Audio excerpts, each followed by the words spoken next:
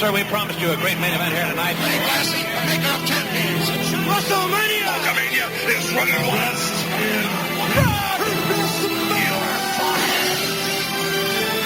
It's not a world is watching.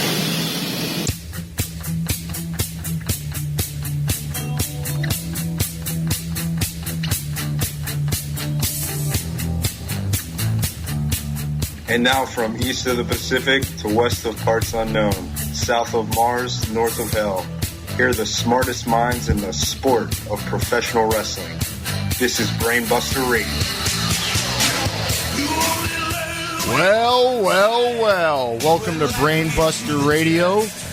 I am Alan Tazinski, coming from parts unknown, and I am joined by my fellow Brainbusters, two of the smartest professional wrestling talkers I know. That's Jumpin Jake. That's right. And my boy Vinman. Hey, And we're going to come at you for 2 hours with clotheslines and go-behinds. Hilarious. And pile drivers, even though those are illegal now. And with some of the hardest professional wrestling talk you'll hear out there today. And we're, of course, coming off the heels of WrestleMania 28, which I gave a great grade. One of the best shows I could remember watching on a television set in years. Because we are coming off some dark days in the world of professional wrestling. If you guys would agree with me, if you will. Yeah, I was there. I think it came off good. You know, it's hard to judge. It's hard to judge what it's like unless you see it on TV and really hear the crowd reaction. But I think it was good there, and that's what I'm hearing from other people. You weren't even watching it on a television set, but on the television set, it looked incredible. The place looked packed, and the crowd was going nuts. Especially for that boy D-Bry, dog. Great moment. And yeah, that was incredible. Just so much going on at that show. We're coming off the heels of it, of course, though. And right after that, the WWE shocked the world with the expected return of the retired MMA fighter Brock Lesnar. You got that right. That whole Raw crowd was for sure shocked. The next big thing. Every single bro in that arena was going nuts. They were fist pumping, punching their own chests. Oh my God, dude, he's back! And the thing about that is, I'm excited Brock Lesnar's back, but the people who like Brock Lesnar don't really make me feel. I don't really rub elbows with them whenever I'm at a show. I don't know about you guys. Well, no, I'm a Brock fan, so I'm definitely going to appreciate it. You're the dude who's wearing his really tight Affliction shirt at Raw. I'll be wearing a tap out shirt in Raw with his butterface girlfriend. Hey, my girlfriend's got huge tits, but she's the ugliest chick here. That's a Brock Lesnar fan, usually. Well, we're going to get for Raw. That's definitely going to be the case. Although every chick at the Raw you go to will have an ugly face. Oh, they'll be wearing those purple Hardy Boy shirts. Do you think you'll still see Hardy Boy shirts when you're there at the WWE Raw May 14th in Pittsburgh, Pennsylvania? Oh, you may see some like Jeff Hardy, like Kmart ones, Really? And even though he hasn't been in the company for years now. Oh, definitely, yeah. All right, we're straying away already as we start our first show. You could find us on Error FM Talk. This is Thursday, 8 p.m. McKeesport or Pennsylvania time, or Stamford, Connecticut time, if you will. 5 p.m. Aberdeen, Washington time. And this will be every Thursday on Error FM Talk. Brainbuster Radio. Look us on Twitter. What's our Twitter handle there, Vince? The Brainbusters. At The Brainbusters. Or hit us up on the Spacebook. We have a social media scribe who will attend to your every need on those websites, because I don't think either of any of us three, none of us have personally. Nah, not personal. No. I don't know Facebook personally, but we have one for this show, and you could check us out, Brainbuster Radio on Facebook. Now back into Brock Lesnar returning.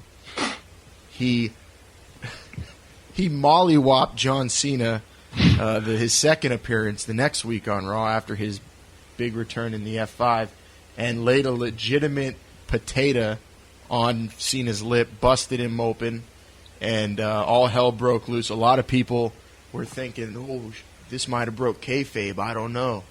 This seems kind of real. People were texting me, I know that, and they said, oh no, is UFC merging with the WWE? And this is the kind of stuff that the WWE wants to generate. And it was one of the most violent segments I could remember watching in this quote-unquote PG era. You know what? It looked good, and something that I really liked is the next week on Raw, this week on Raw, whenever they showed the blood, they didn't have to go fully black and white. I think they actually did a Sin City where they had it black and white, but the blood was still red. So if that's any indication, it's a step in the right direction for post PG. I agree. Go ahead, Vinman. It really shows Mr. Laurinaitis is just trying to bring legitimacy back to the WWE, specifically Raw. Well, he heard that the people wanted it. And the people did want it, and he so far is giving the people what they want. You can't deny that. No, not at all. Brock Lesnar is way over, and after coming off the heels of the biggest main event of all time, a whole year's worth of hype, you didn't know where they were going to go, and they brought back a guy that's going to put a lot of asses in seats and kick a lot of asses, which in his third appearance on Raw, he gave an interview talking about how he's an ass kicker, and we'll go ahead and play that right now, and then resume the discussion afterwards. I'm not a superstar. I'm an ass kicker. I am Brock Lesnar. That's it.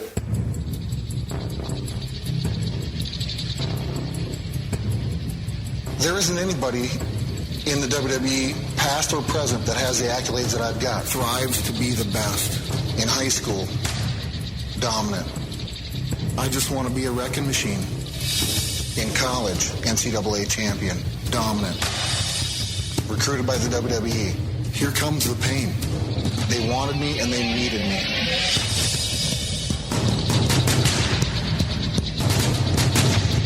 In WWE, three-time WWE champion. I'm the youngest WWE champion ever.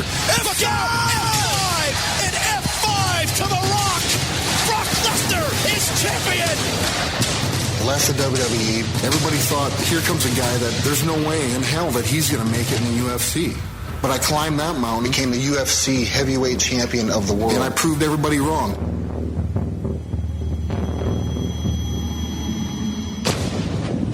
Why did I come back to the WWE? This isn't a feel-good moment.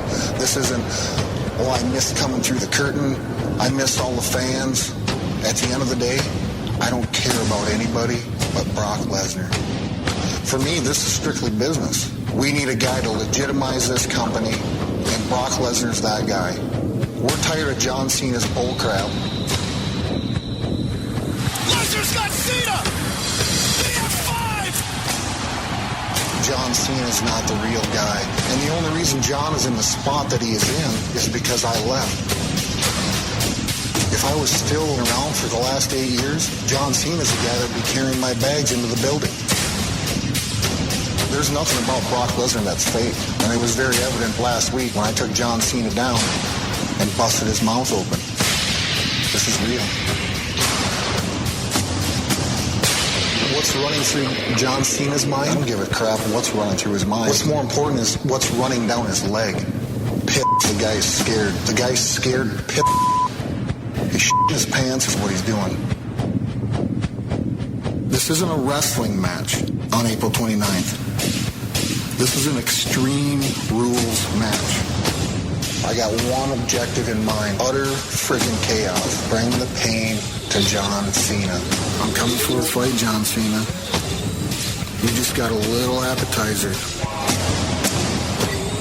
And I hope you like tasting that. I'm not a superstar. I'm an ass kicker. I am Brock Lesnar. What makes me happy?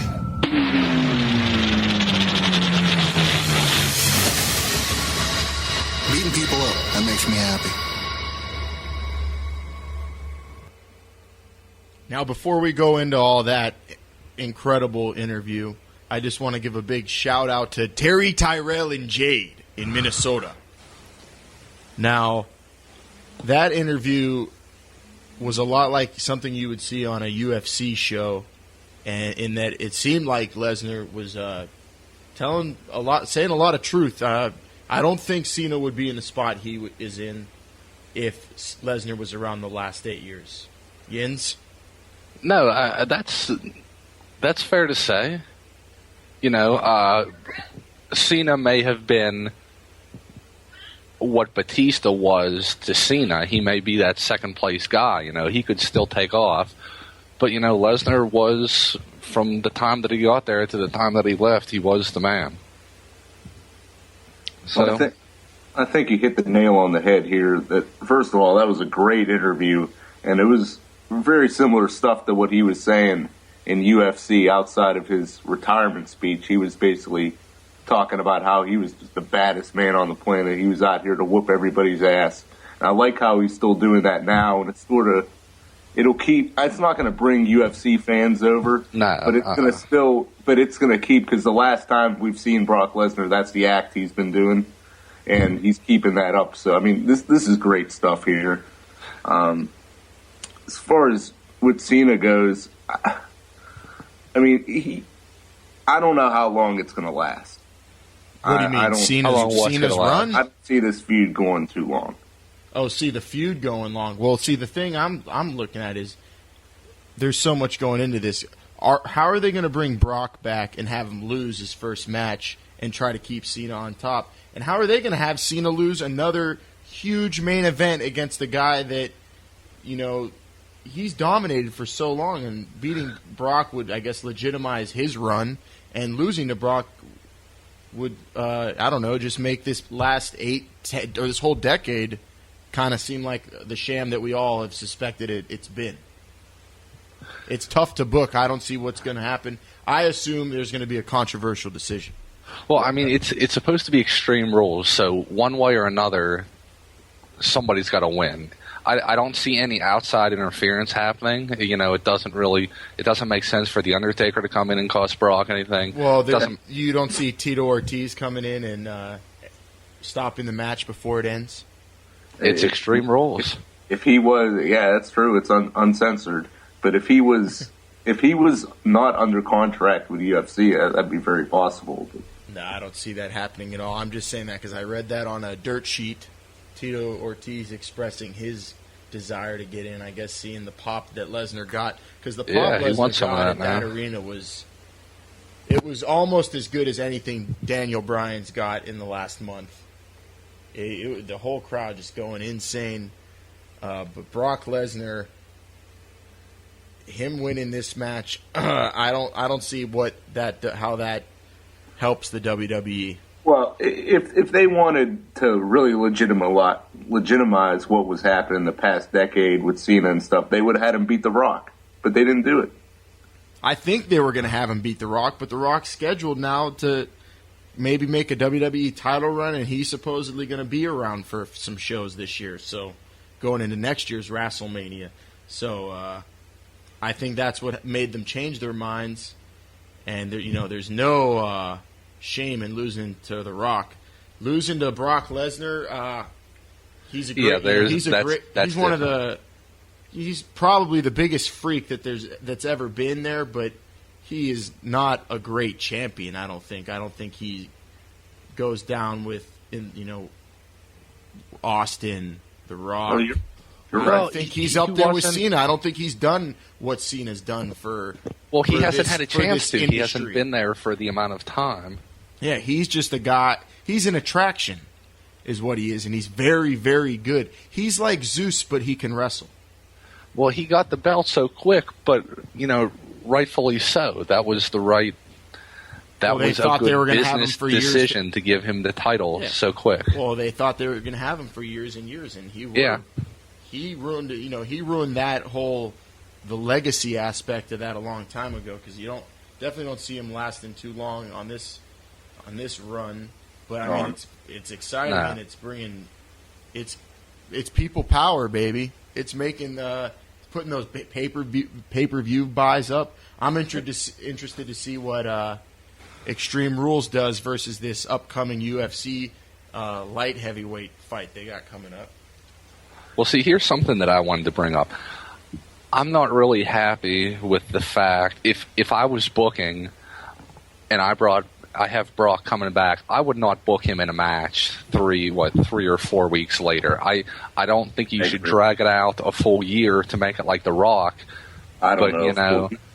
Yeah, I know. It's everything about this is just unpredictable, and you didn't see any of this coming. Him having a match in his first month back, or at least not having a warm-up match, and all signs are pointing to him winning. And he's just dominated Cena too. In all these segments, he's made Cena look like a punk-ass, mark-ass buster. And then you got Cena losing to Lord Tensai on Monday Night Raw, which that's a whole nother deal. And I mean, if you look at it over the past year, Cena's just been he loses way more now than he used to. He loses almost every pay-per-view. See, you brought this up, but I did the homework, and I don't think the facts are going to show that. Well, if you look at his record on worldwide pay-per-view now, we're talking strictly worldwide pay-per-view. Right, we're talking pay-per-views, and we're counting WrestleMania year. We're not counting all of 2011. We're counting WrestleMania to WrestleMania. So I've got it here. Feed him off if you got the stats. Right. But I remember him losing a WrestleMania bunch of 27 matches. Lost to Mike Mizanin. All right, that should count. First of all, that should count for 3 losses right there, losing to Mike Miz. Don't even think about it like that. Think about it losing to The Rock. After that, you got Extreme Rules. Won a triple threat match against Mike Mizanin and John Morrison. Okay, that should count as half a win because it was against 2 jobbers. All right, next. He's 1-1. Over the limit, a win over Mike Mizanin. Again, half a win. Capital Punishment, win over R-Truth. Okay. Money in the Bank, lost to Punk. SummerSlam, lost to Punk. And then that's where we should start the year because but why are we starting whenever he loses? People power and the shift from PG began with the Punk promo. We all know that. So that when that all happened, that's when other guys started stepping up. I mean, I'm sure Cena, he's a guy who loves the company, so he's all excited that, he doesn't have to win on every pay-per-view. But if you look from there, what did he do? Okay, if we're going from there, Money in the Bank, SummerSlam, 2 losses. Night of Champions, a win.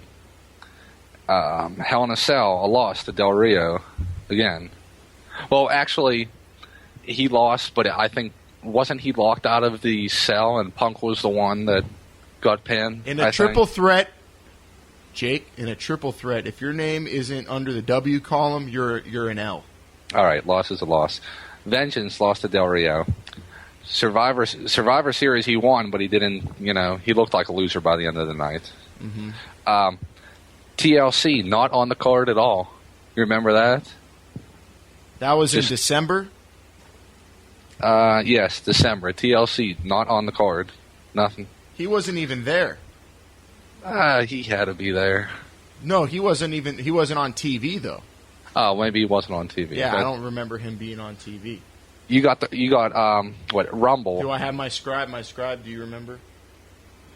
No, he wasn't even on that pay-per-view. He wasn't on the Rumble. January, you got Kane. The Rumble. It was a draw, double count-out versus Kane. February, you got the Chamber, a win against Kane. And then WrestleMania 28 loss against The Rock. And that's pretty abysmal, and that's what I'm saying. I don't think it's overwhelming at all. If you look at it, John Cena has had no momentum. He's had no momentum, but he still has closed every Raw and the majority of the pay-per-views. Well, he's the name. They're just giving the people what they want. They want to see him lose. They're booing him. Exactly. And I'm fine with that. I've always said Cena, not that I'm going to cheer for him or buy his merchandise, but Cena is always more intriguing when he's going for the title, or he doesn't even have the title. Well, yeah, that's why he's going to be the main event on this next pay-per-view and not the Punk Jericho Chicago street fight. Right. I don't know about that. I mean, being in... I know about it. Oh, I know about hometown, that. There's I no would- way Brock Lesnar's not in the main event. I guarantee you that. I could see Punk Jericho opening up the night. In his hometown, you don't think that's going to be the last I don't match? think it's going to be Not the first not match when in his hometown. not when Lesnar just came into the company. Punk is not going to get. He's not going to get top billing. Yeah, he's definitely not going to be in the main event. But since that era, the era, we can all say the era of people power began with when that pipe bomb was laid by CM Punk. I mean, would you agree with me there? I don't want to call it people power. That's like his but something started. Austin 3:16 moment, which kicked off the Attitude Era. So since then, Cena. Yes, but I feel like that only lasted until September or. Yeah, but that kicked off other events for other guys. Yeah, it jump started Ryder. It showed other guys online and WWE going to YouTube and all this. And now the Cena sucks chants got louder and louder. The thirst for people to see Cena lose or not dominate and be this baby face who always triumphs, that thirst, they had to quench that now because everybody wanted Cena to lose.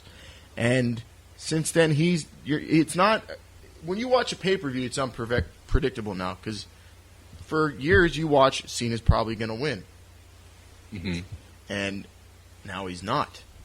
And he may not win, but that doesn't affect what's going to happen on Raw the next night or what's going to happen on the pay-per-view the next month. Event. But the thing is, he hasn't been winning, but you still expect him to win. I expect him to beat Brock Lesnar. I mean, but I don't at the same time. This is more unpredictable, I think, than the Rock Cena. At least Rock Cena, it was in Miami. Kind of hard to see The Rock losing in Miami, especially after hearing that he was going to be at WrestleMania 29. This, I don't see how they can let buy Brock too much Lesnar into lose, that. but they can't let Cena lose. I think it's more important that Brock does not lose. That's a good question. What's more important, Cena winning or Brock winning? It's more important that Brock wins. Vinman, you think so too? Well, yeah. If you're bringing back this big attraction, it makes no sense to squash him immediately. Plus, if Cena needed to win the match against The Rock at WrestleMania, but he didn't, and he's still here and he's okay, then he can lose. Brock can lose and not get squashed, though. But he can't. It's people power. There's a big difference between Brock losing and Cena losing in a cheap way or something like that. You're listening to Brainbuster Radio right here on errorfm.com, talking Brock Lesnar, John Cena, people power. I plan on the next 2 hours saying people power at least once every 3 minutes. Because that's the era we're in. That and yes are just two of the most fun things to say. And we're definitely going to get into the yes chants. I read earlier today, you might have read this, the yes chants, they're in London, England right now, and during the SmackDown taping, WWE crew members were going up to fans pleading with them to stop chanting yes during the show, which is hilarious. And WWE even has a article up on their website saying, "Is yes the new what?" Because it was created by a guy, but it's you could chant that whenever during the show. And you guys plan on chanting it during Raw, don't you? I do not. Absolutely. shampoo there. Absolutely. See, we're alluding to something there. We're going to debate this thoroughly later in the show. Vinman hates Daniel Bryan, hates the yes chant. He hates good wrestling. We know he hates good wrestling. If you want to know something about us, Vinman hates guys who can actually wrestle. That's not true. He likes anything with smoke and mirrors. It's pretty true, actually. No, I'm a fan of guys like Flair that can go. You don't want to watch Flair in a match, though. You want to watch a Flair promo. Well, of course, I'd much rather watch a promo. You would turn a Flair match off. You wouldn't care. No, not if he's going 60 minutes with Steamboat? Wyndham or Barry Windham. He hates good wrestling. Draws. Jake likes good wrestling too much, I would say. I may. I'll give you that. Because I don't know how you could sit and watch the current ROH. I understand fantastic. watching it when they had Punk and Samoa Joe and guys who are on top today, but when I watch it, when I look at the guys in there now, the guys in there now are going to be on top elsewhere soon. Don't you worry. I don't see two guys in ROH right now holding both the World Heavyweight Championship and the WWE Championship at the same time. Well, but it was a stretch for Punk.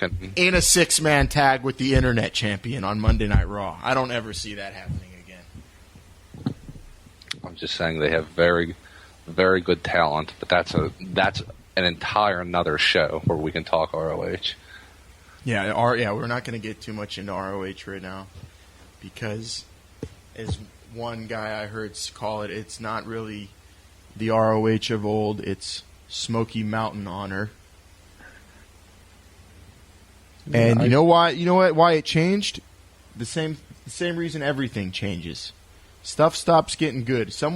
If a guy makes it to the top, gets a little popularity, and then he just goes downhill, and it's all because of that money, yeah. Of that money, yeah. Of that money, yeah. All right, we're gonna go into our first break. And when we get back, we're going to get into this debate about Daniel Bryan, the yes chant. Does it have staying power? Is Daniel Bryan going to get squashed for spawning this evil monster that Triple H and anybody in a suit is really pissed off about, even though they're making money off of the new T-shirts that they made? So when we get back, we will discuss all that, plus much, much more here on Error FM. You're listening to Brainbuster Radio.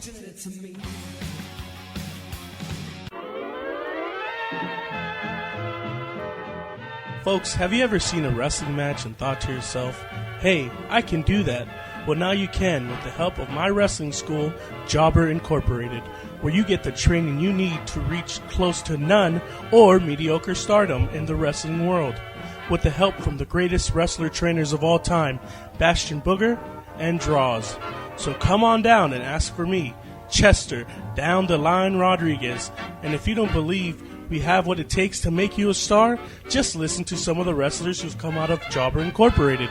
The Patriot, the Hardcore Homo, the Rockness Monsters, Joey Ryan, Garrett Bischoff, and David Arquette. We are located at 669 Baker Street in beautiful downtown Victorville, Apartment B. So come on down because you could be the next China. Jobber Incorporated does not promise a wrestling career of any kind, and it may or may not be a scam.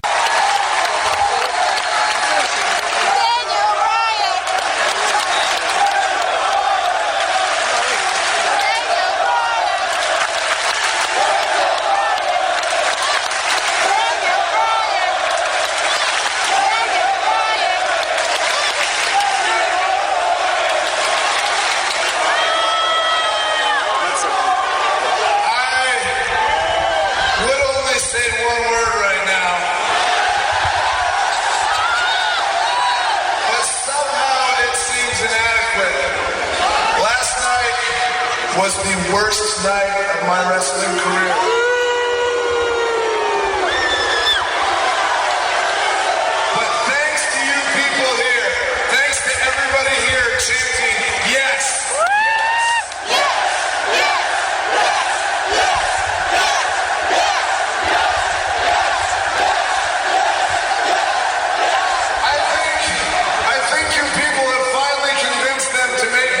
t-shirt.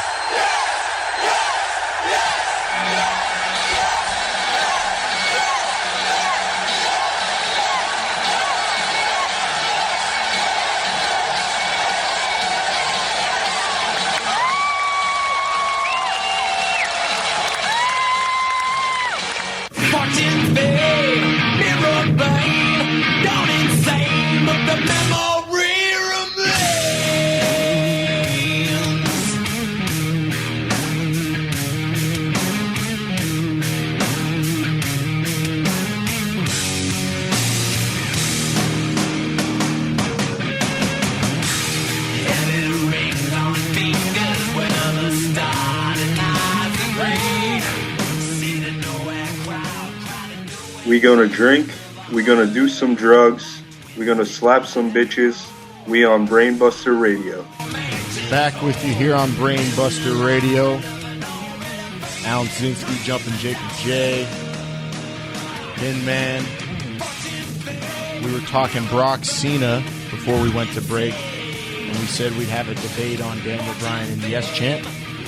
Before we do that, we still have more Brock Cena because it's just too good, man. It's just too good. So, Jake, you said you had some more to add to this. Well, I think we were talking about who had more to lose. Right. I think we need to get back into that because it's important because I don't think anybody sees Brock staying around for that long.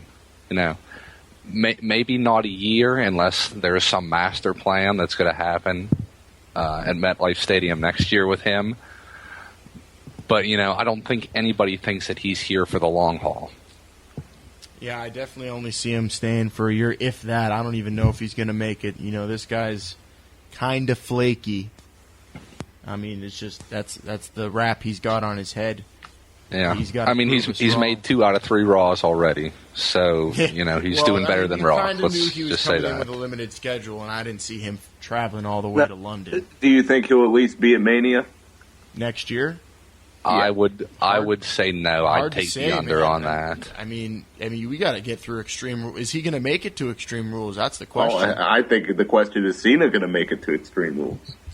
Cena couldn't. Yeah, Cena went down to Lord Tensai on Monday night. Had that green mist splattered in his face. He may come out with an eye patch on, and that would be great. And then that would legitimize his loss to Brock Lesnar. There you go. You just called it. But see, I don't see anybody running in and help, you know.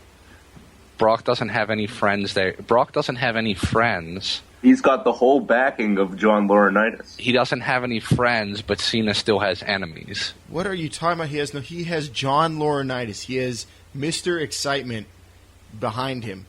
John Laurinaitis will do anything to screw John Cena, it looks like. And that's the new angle it looks like they're taking. It's kind of like an Austin McMahon, except my money was always on Austin, and now my money's on Laurinaitis. I don't see anyone messing with it.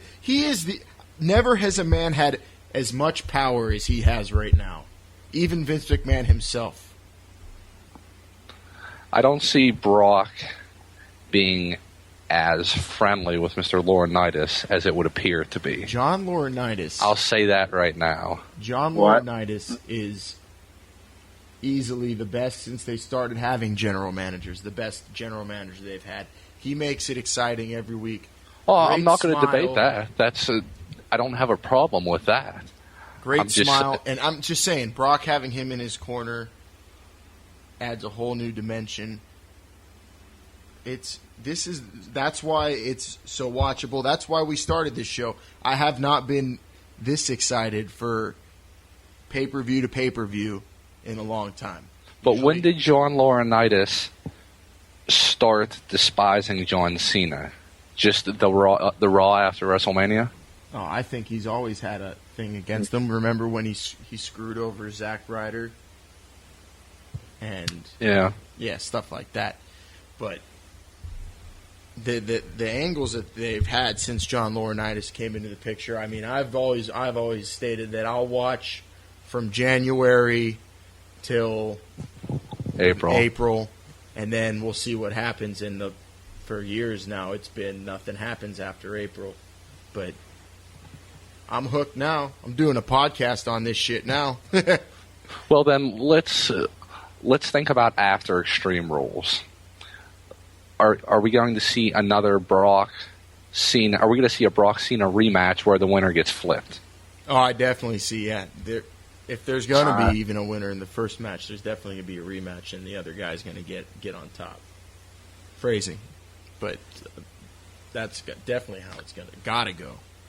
There's too much. I'm telling you, there's more on the line in this than Rock Cena.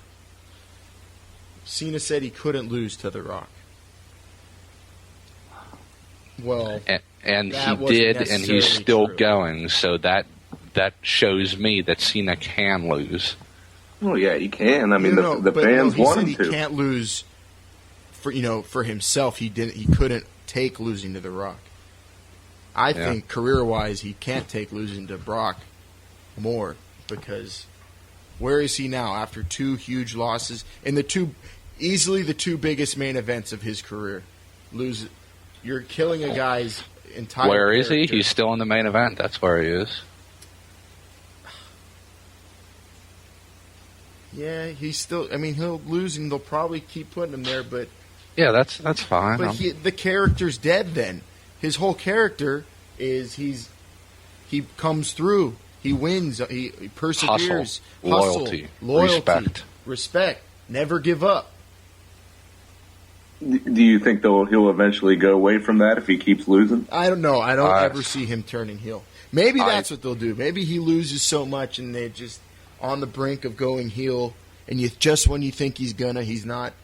But that's why they say Cena's one of the most controversial, and he's really the most must-see champion, because you never know. I don't. You know what? I used to say I could see him turning heel, but I don't see him. He has had multiple opportunities where it made sense, and nothing's happened. And they've really never even hinted at it or anything. I mean, if he wasn't feuding with Brock right now, it would make more sense now than ever. Yeah. I mean, maybe after the Brock feud, maybe it'll happen. And then you got SummerSlam right around the corner. It's like, how long do Cena and Brock have to be linked? Because if they're not linked, I really don't know what Brock would do. I mean, would he take on Punk?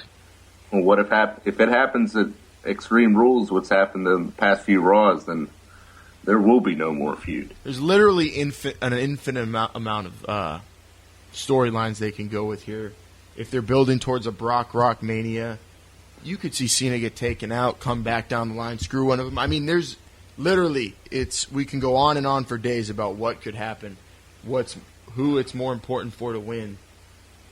In the end, it's with Brock Lesnar, you just got to really look month to month with that guy. And so far, he's been awesome on TV. He's made the whole show better.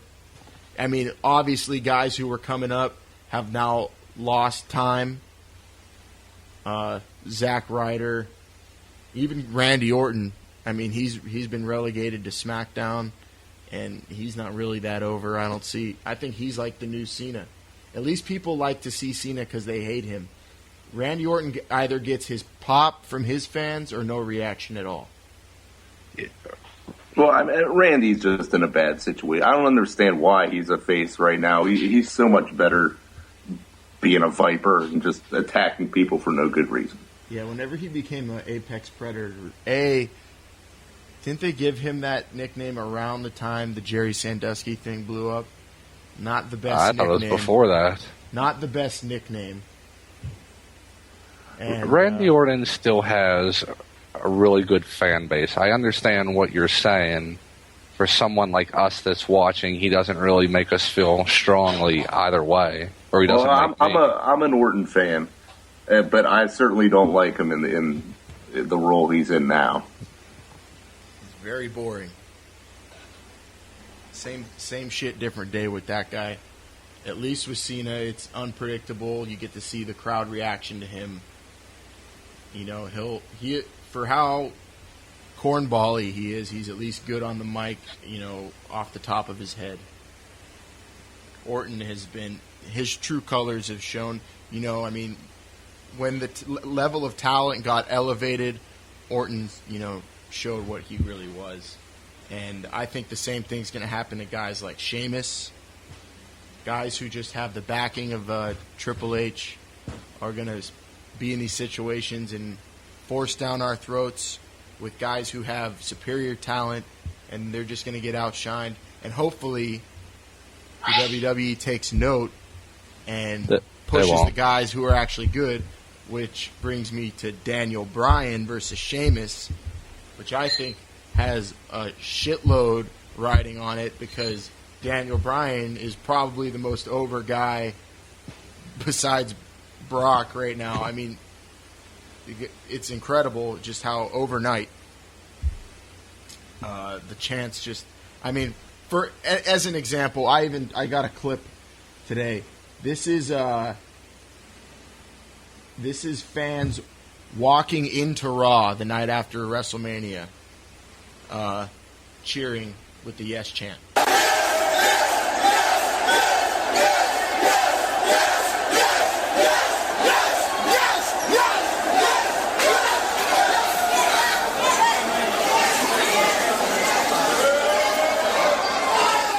All right, there's more to that, but well, I can tell you right now, okay, that at the Hall of Fame, the Yes chants were going on, you know, while people were sitting down and outside before the gates open. And it's a very fun chant to say, I know, but you were also getting Daniel Bryan chants at that Raw.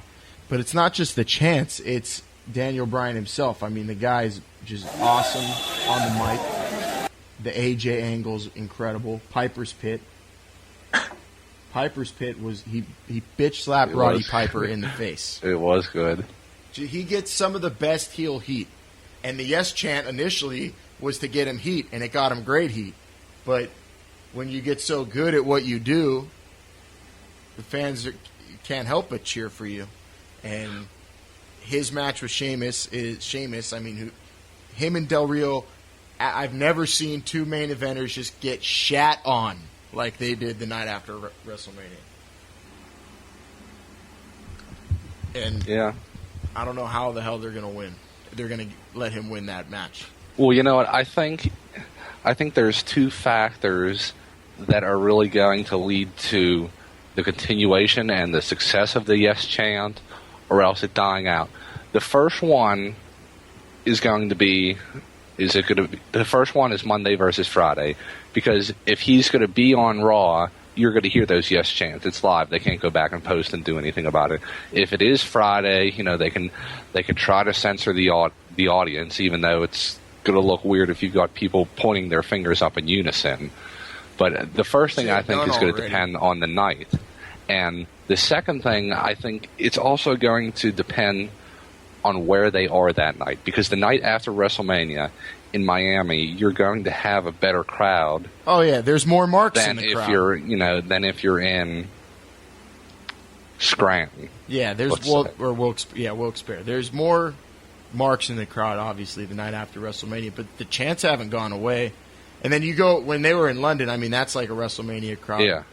Every day of the year, if they went to London, their chants are ridiculous. They chant during the match in unison like it's a soccer game. Yeah. With the ho, and then the spot happens, and then they come to their peak. But he was featured with a nice backstage I'm sure they're going segment. crazier for D-Bry than most American fans, but I don't see it stopping. He was featured backstage, prominently, and had a good match on Raw this week. But last week, I don't think he was on Raw at all. I think the only time that you saw him was whenever he came out to break up Cena and Lesnar. So if you go last week, it's almost like they wanted to reduce or stop the yes chants, but this week they want them. They're embracing the hate, and that gave us hope. Or is that just a gift to an England audience? Yeah. I'm hoping not. That's why I'm thinking it's just false hope that he's going to get put over somehow at that pay-per-view, and I don't see that this magical happening. Ride with D-Bry will continue, because he's got to take AJ back and then keep fucking with her, because that's the best angle they got going besides Brock. Well, I think they can keep the AJ thing going. I don't see him winning the title, but I think they can keep an interesting angle with AJ going without him winning the title. Vince, what do you think about this? I mean, who's he going to feud with? Shut up. Go. All right, go. Well, I mean, who's he going to feud with after Sheamus? I mean, he's just not going to be in the title picture at all. Go against Kane? Well, he's not going to go against Kane. I think him and Del Rio. Well, Del Rio would probably go against Sheamus, but they could do a triple threat, or even him and Del Rio, or Christian spin off TV, even though he was at WrestleMania. The worst thing they could do is have him lose or something nobly, and then turn him face or something. That would just be awful. They gotta keep him. That would be bad. The best thing they could do is just take him off TV altogether. Yeah. That'll bring me. That ridiculous statement will bring us to this great debate we're about to have now.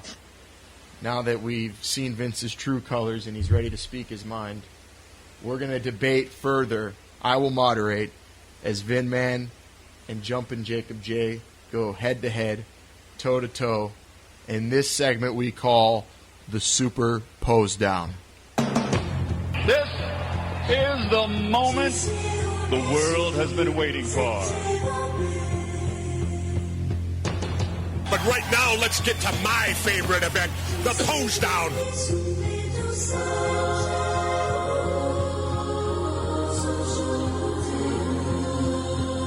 Here's the one that you and the world has been waiting for.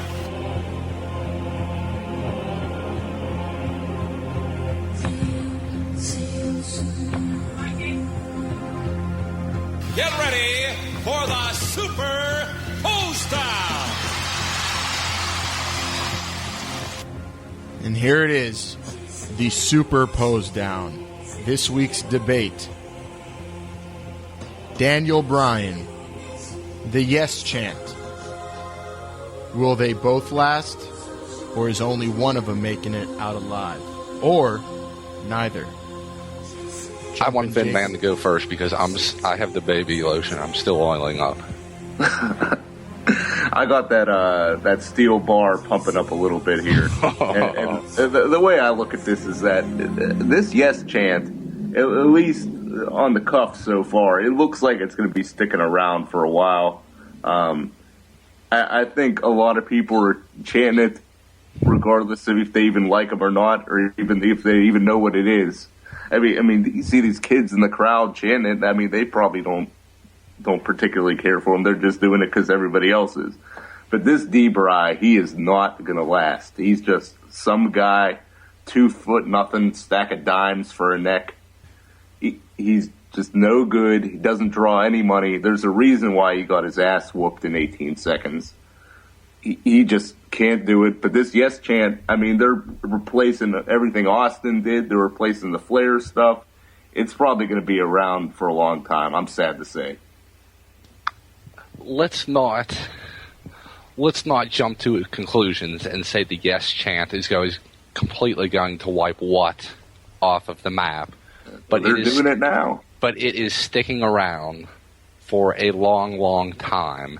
It is sticking around long after Daniel Bryan retires as the World Heavyweight Champ in 2022. Let me just say that Daniel Bryan is a submission expert. He is a wrestling expert. And although every fan out there may not like good wrestling, may not like good technical wrestling, they like good TV. And that's what he is bringing people right now. Not to mention that he leads a healthy vegan lifestyle. So that makes him better than every single one of us. He's never seen The Office because he doesn't own a TV. And now that we have seen our participants most muscular, let's get into the next pose. And Vinman, what do you have to say to the fact that Daniel Bryan is pretty damn entertaining on television, as you saw in the Piper's Pit, as you see whenever he's backstage with AJ? He doesn't have to wrestle to be good on TV. I don't feel that he was that entertaining. All he did was just disrespect the legend, which he should not be doing. That is a no. All he did was just stand there and let Piper do all the work. This stuff with AJ, that's been done a million times. Anybody could do that. Jake? Let me say, Piper is a legend, but sometimes legends overstep their boundaries. And you need a young, hot talent with a level head to put that legend back in its place. And that's exactly what he did on Tuesday night on Blast from the Past. Daniel Bryan is going to be sticking around. It doesn't matter whether you have that 18 to 34 male crowd cheering for him.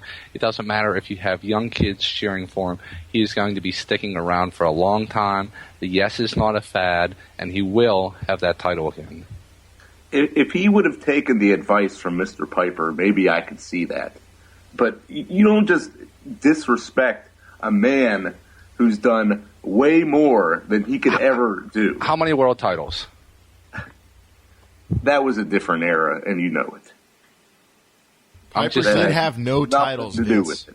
He only won Intercontinental and Tag Team Championships. Piper selling out arenas back then, winning the Intercontinental title. Was it Piper people were paying to see at WrestleMania 1 or Mr. T and Hogan? It was all of them, even Mr. Wonderful. I would agree with that fact. Most of this debate, I will tell you as the moderator, I am leaning towards Jake, but we still have one pose to go. Now the yes chant. Vince, I want to put it to you this way. If you see the yes chant lasting like you say, do you ever see it going away, getting replaced, or them doing something to turn fans away from it? And I know it's what you're hoping for, and what exactly needs to happen for your dreaded yes chant to go away? To go away, something else is probably going to need to take its place. I mean, fans. Just a few months ago were chanting "what," and they probably don't even know what that is. So it's just ridiculous. It'll take for something else to take its place, unfortunately. It's true. Jake, do you have anything on that? I will agree with Vinman that the only way it's going away is for something better to replace it. That's what it's going to take. It's not going to go away by itself because, like we saw at the beginning of this week's Raw with Henry and Punk, you can use that chant. It's not specific to one person, although it is going to forever linked to be with him. You can still enjoy it and use it with other people. Well, see, that's why I don't even like it. I don't like any of those things. Just let the men speak. Oh, and our super pose down has ended with a Pearl Harbor job. No contest. No contest. There is no winner. You know, the winner is me, because I'm going to say the winner is the list. The winners are the listeners. The yes chant is the best chant. I think I will say already it's the best chant ever. It's the most fun. It's the only chant I do at work alone. When no one's around, I will do that chant. And I haven't gotten laid since this chant began, but when I do, oh my God, look out. I don't know. I am going to have such a great workout, not only from all the thrusting and all the maneuvering, but from just the arm workout, just lifting your arms up, and it's awesome. And it's the best. Oh, it's so fun. So fun to do. It's an Vince, everyday chant. You can use it whenever you're checking out at the grocery store. Just do it once for me, Vince, on the air right now. You won't be able to stop. Do it. Yes. Yes. Yes. See? No. How fun was that? No. Come on. Yes, yes, yes, yes, yes, yes, yes, yes, yes, yes, yes, yes, yes, yes, yes, yes. Yes! Yes! Best chant ever. So much better than what? Because what is interrupting? The yes chant. Yes is respectful. Yes, the yes chant is a response. It's positive. And, yeah, The Rock got the yes chants and he loved it. The Rock said, do you want to hear what The Rock's vision was, talking about going for the WWE title the night after WrestleMania? All he got were yes chants, and it was a beautiful moment. And then, not only do you have the yes chants, but they have spawned the no chants. So when you got someone like, say, Vicky Guerrero coming out, that's very fun. Chanting no, no, no. Possibly along with the C chants. Or the C, yeah. The...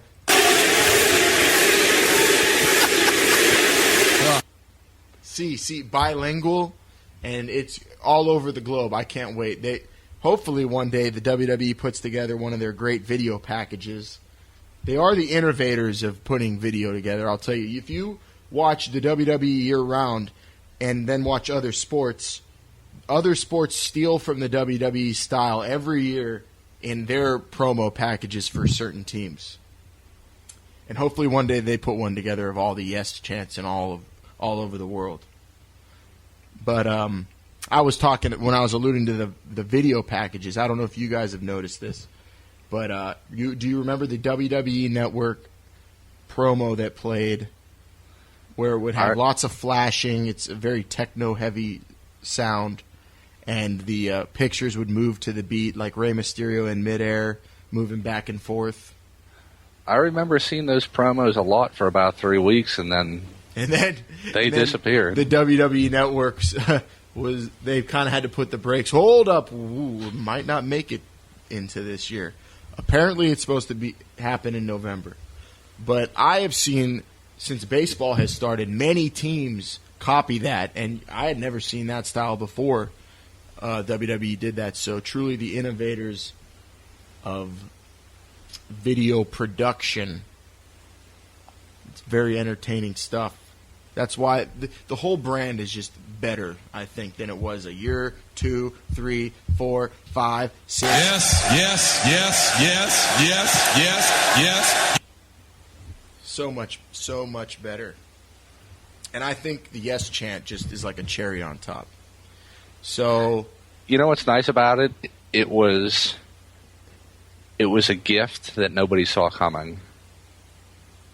It was bonus. And it's the gift that keeps on giving. Yes! All year.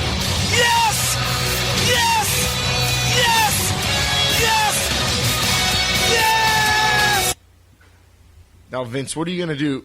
You're going to be at a Raw where they're going to be chanting yes pretty much from the beginning of the show to the end of the show. How are you going to avoid this?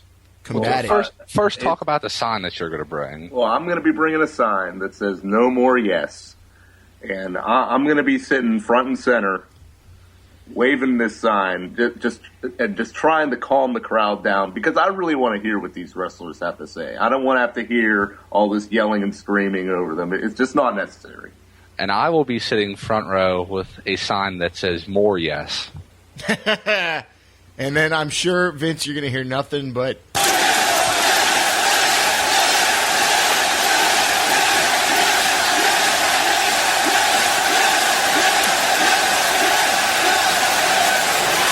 So what else more can you say about Yes, other than...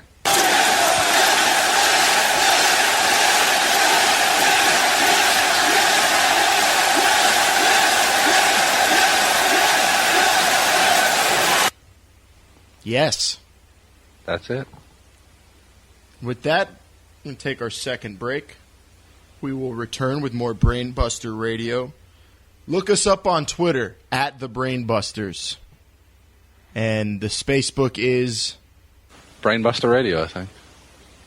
Brainbuster Radio on Spacebook. Vince can't talk because he got that butt whooping in the superpose down. I feel sorry for you. I will be coming after both of you with a steel bar. See, it's time like this that you need a good manager. I've said it time and time again. You try to go at it alone by yourself. You need someone in your corner giving you advice as you go. You should tell the whole WWE that. That's something they're missing. Vince, they are missing that. Before we go to break, Vince, I have some advice. Just if you think positively after a butt whooping like that. I mean, I know it ended in no contest due to outside interference, but if you want to feel better about yourself, take a deep breath and just say one word.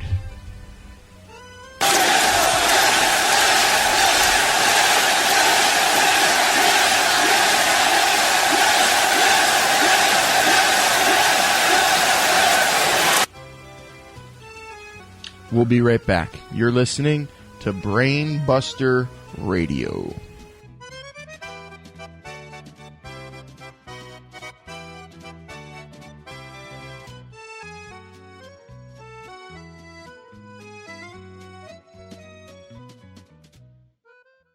And now Andre the Giant calls a hotel to make a reservation for the weekend.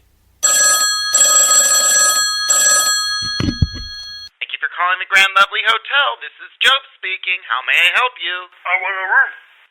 Certainly, sir. For how many? I need one for me and one for the family. The family room. The family need a room. The family room. Okay, so 2 rooms. What size bed, sir? A big one. Big for me and big for the family. How big, sir? We have kings, California kings, and of course, queens. Andre big. Big for Andre and big for the family. Oh, Dukes, is this Andre the Giant? Hi, Joe. How you? I come see you through the homo man. Andre! Okie dokie. Your room is all set. Blackjack and whiskey on Saturday? And cigars. Oh, Dukes, of course. And 10 buckets of beer. Got it. Woo, woo, woo. You know it. And you thought that moving wasn't a funny business. Time for a serious note. I'm told that people know about moving their furniture, but not about moving their mail. This little ditty was written in 4 flats because I had to move 4 times while writing it. And to make sure my mail would be at my new door, I notified everyone a month before. The post office gave me a free change of address kit to make notifying even easier. And now, another serious note. Please use your new zip code. My keys, Mr. Mover. Your mail, Mr. Borga. Already? And now, one last serious note. Don't make your mail come looking for you. Notify everyone 1 month before you move, please. You were both whores that did slutty stuff on the side.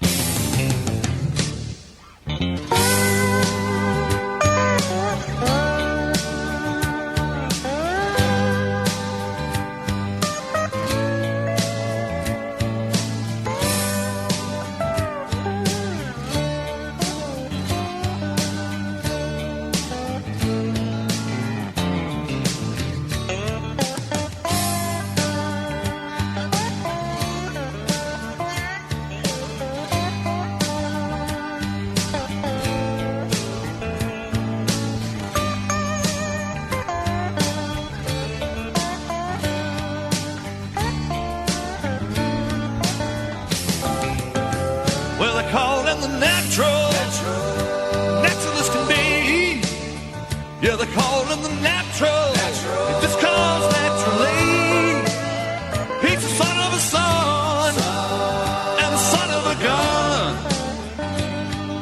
horse doing the rodeo bulldog, that's a natural one. Didn't have easy shoes to fill, but he had to do it his own way. He did it with courage, strong will. Now just look at him today. He's walked out of the shadow and he's blazing his own trail.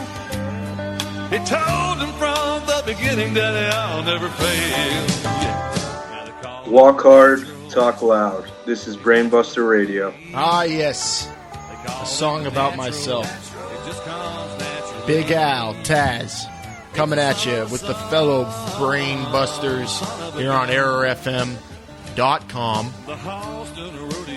Thursdays, 8 p.m. Eastern Standard Time, 5 p.m. Hollywood. We just got out of a big yes discussion.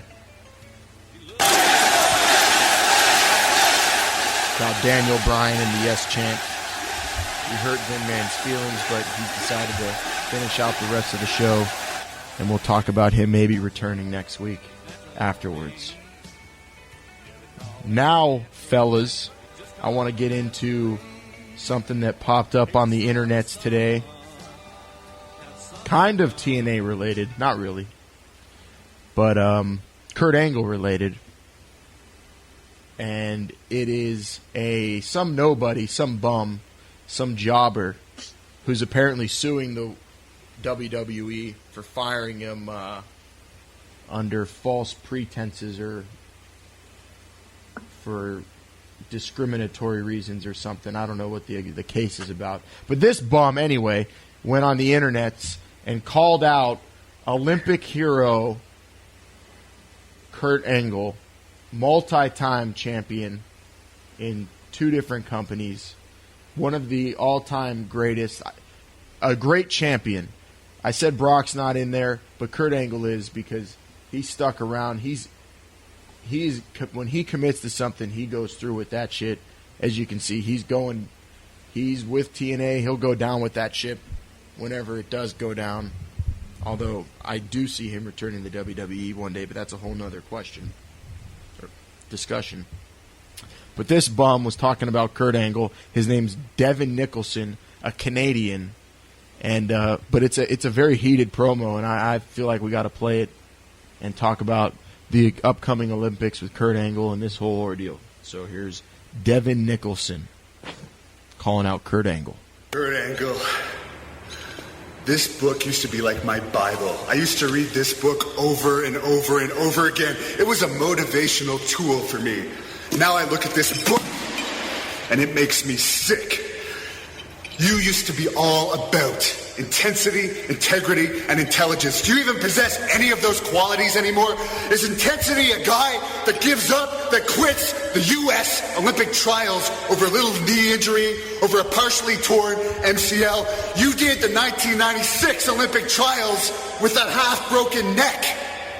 Kurt Angle, I had a full MCL tear. I need surgery on my knee, but I still did the Olympic trials, and I got second in Canada.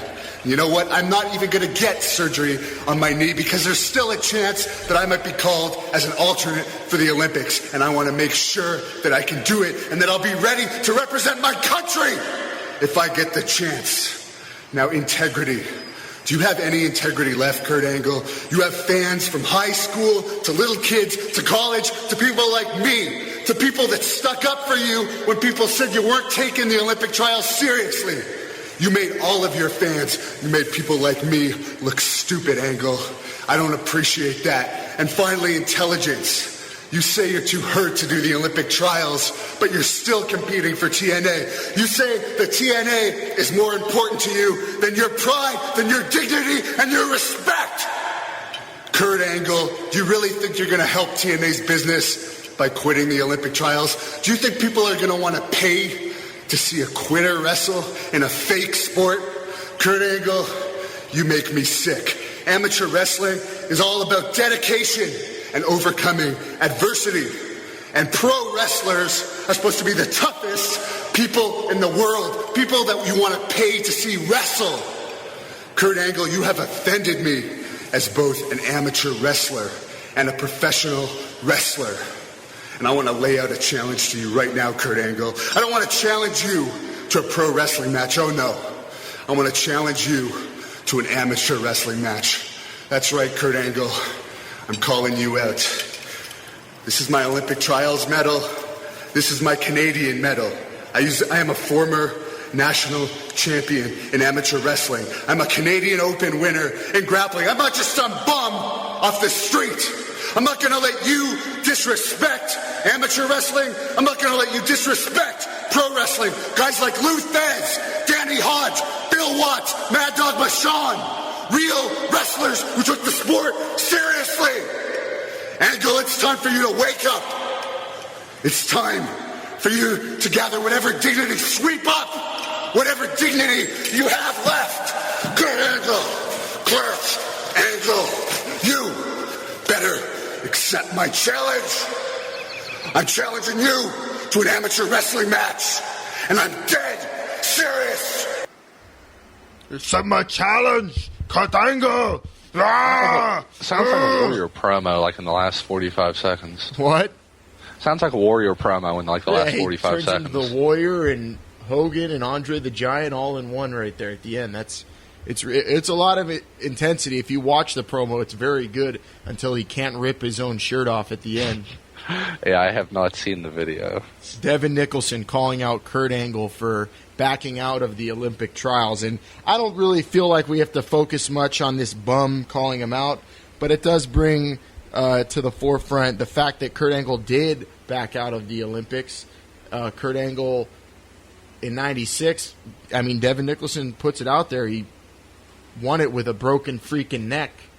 And now it's a little knee injury that's keeping him out of it. Well, we know he has a partial tear in his knee, and let's not forget the fact that he's much older, 40 years old. Yeah, he was doing this to prove that a 40-year-old could make it to the Olympics, and at that age, any setback is killer, and that's what got him here. But and I think we should send you to Devin Nicholson to explain to him why his hero, because obviously Kurt Angle was a hero to this guy, and is letting him as he is to all of us.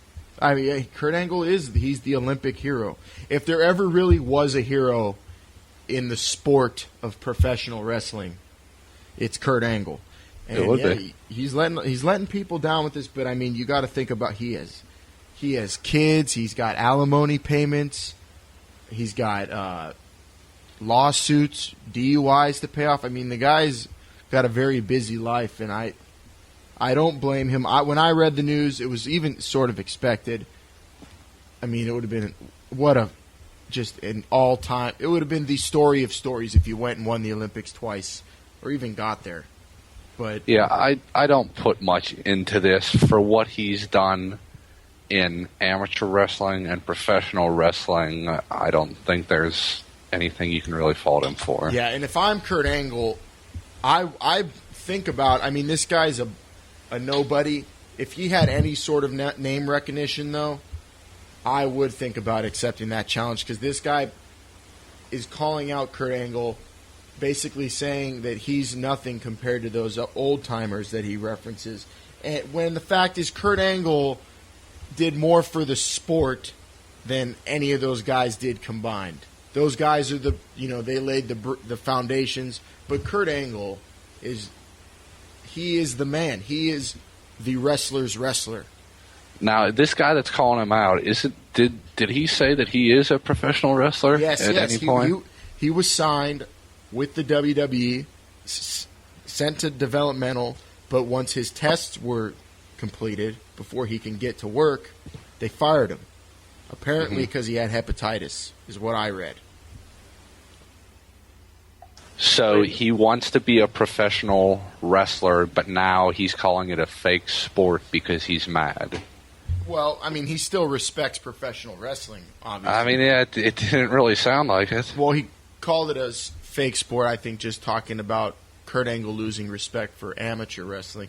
But the guy said, I'm coming at you as an amateur wrestler, as a pro wrestler. So the guy's obviously also a pro wrestler. But I not even paying attention to him, that guy. just the things he says. I mean, let's be honest here. I mean, if Kurt wanted to, he would go whoop this guy's ass. And Exactly. It wouldn't matter what ring it's in. Yeah, and for this guy to call out Kurt Angle, he's just trying to get his name out there, and he did.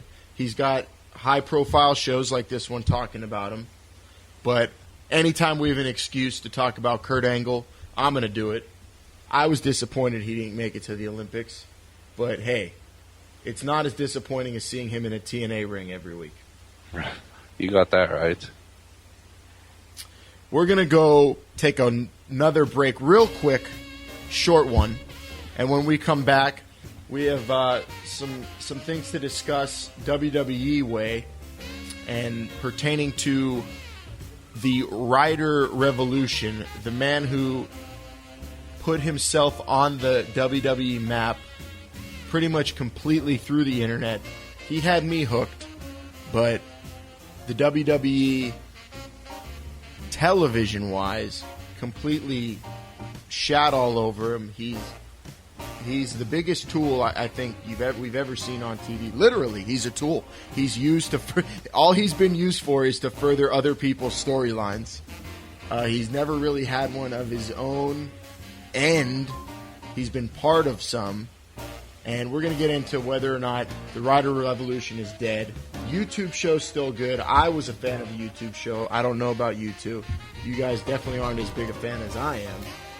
But we'll get into all that when we return here on the Brainbusters, Brainbuster Radio on errorfm.com.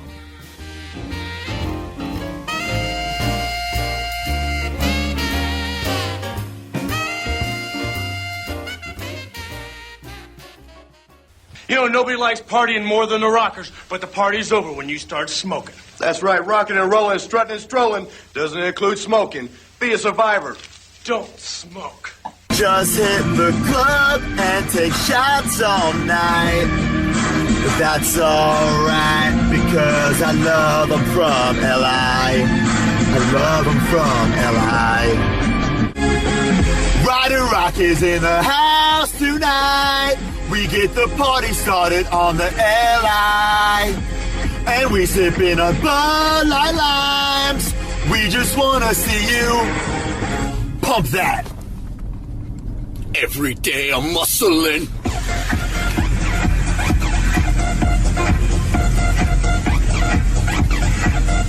Well, that's all the time we have for this week. I hope you enjoyed the show. Don't forget to like this video. I'm really hoping that WWE did the right thing and are allowing you to leave comments right now and go back and watch all my other episodes and like me on Facebook.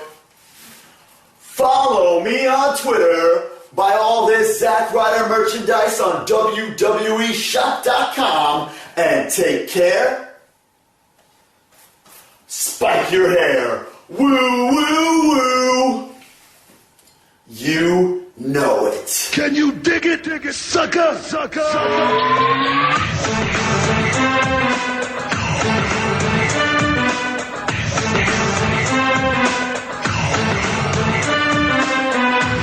Can you dig it, sucker?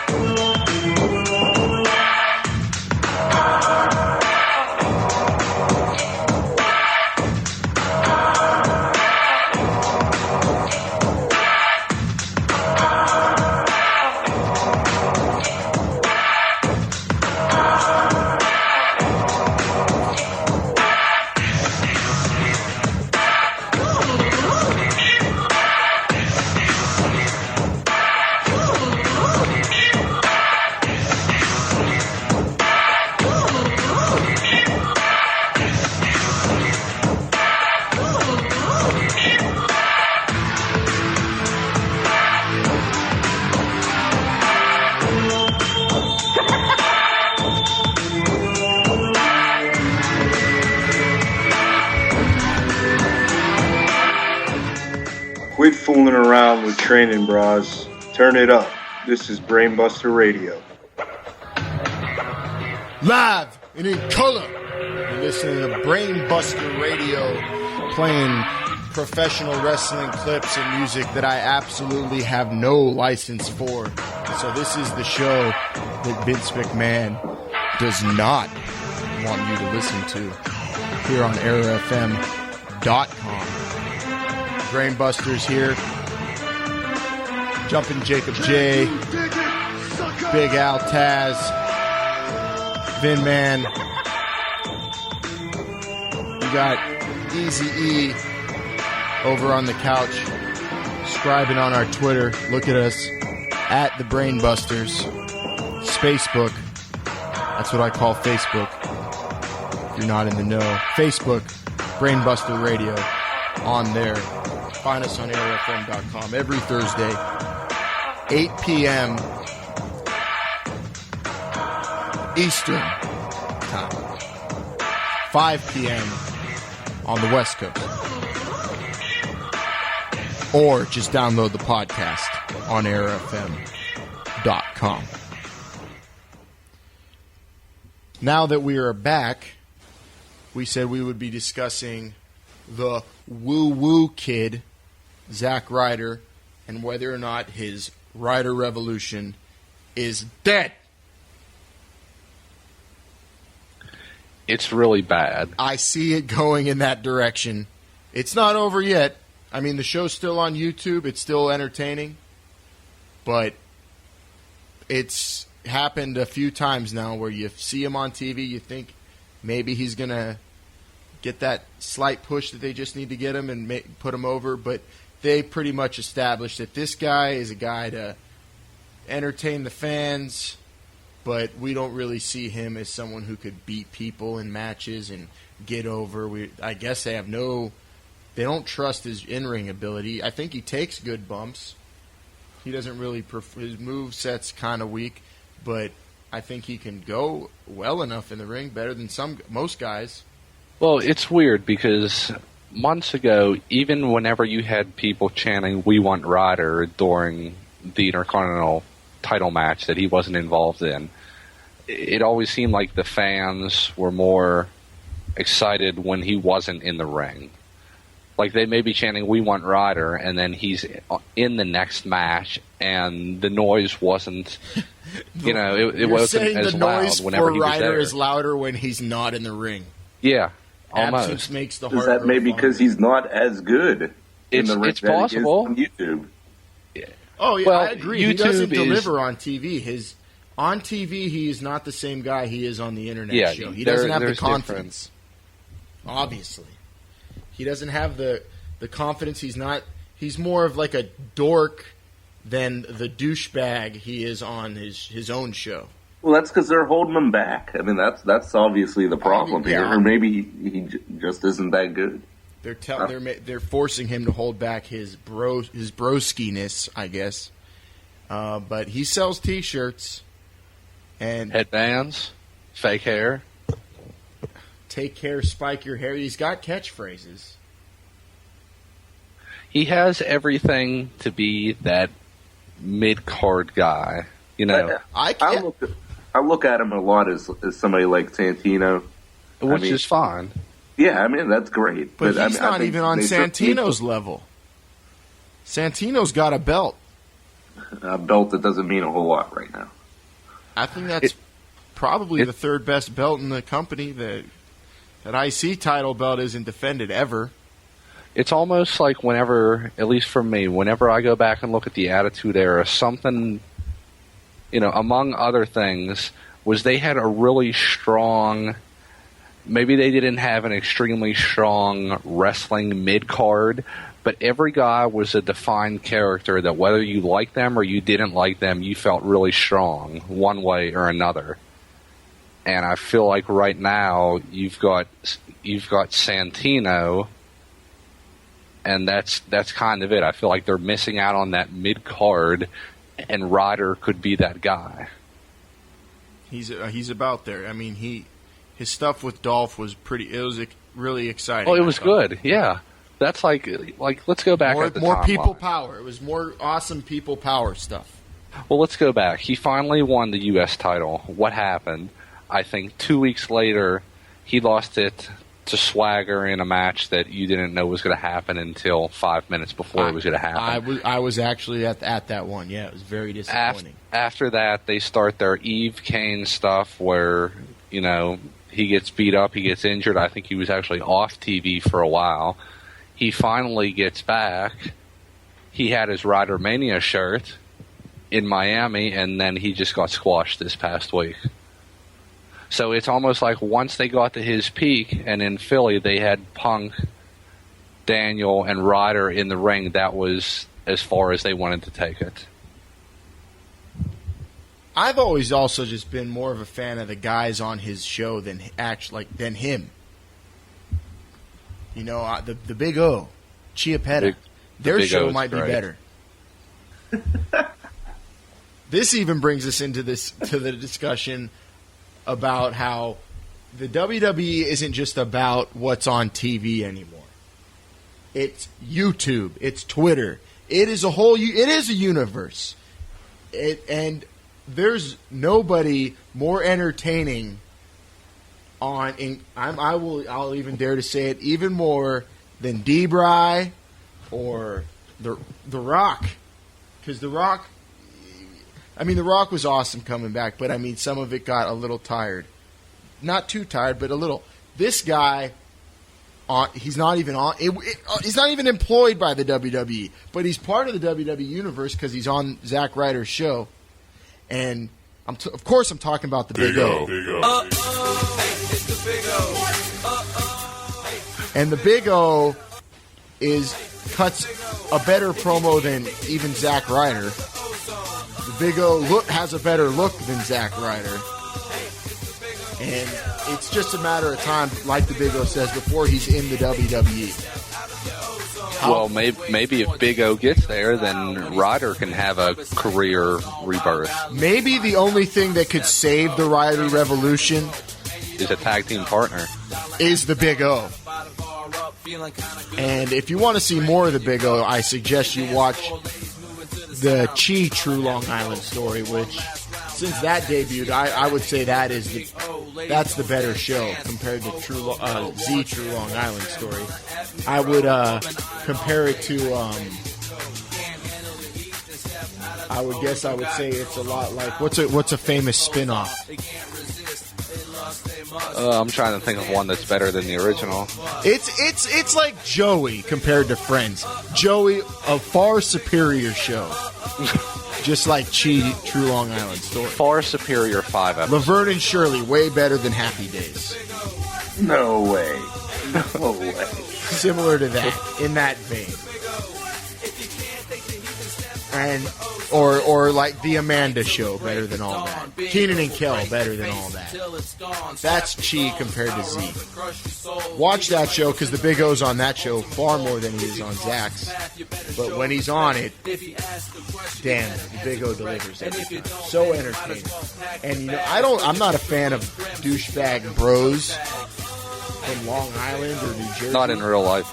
But this guy makes me love him. I never watched the Jersey Shore ever until I started liking the Big O, and I wanted to see what he was all about. The Big O is the kind of guy who will cut everybody in line going into the club and take someone's girlfriend and then punk the guy when he tries to defend his girlfriend.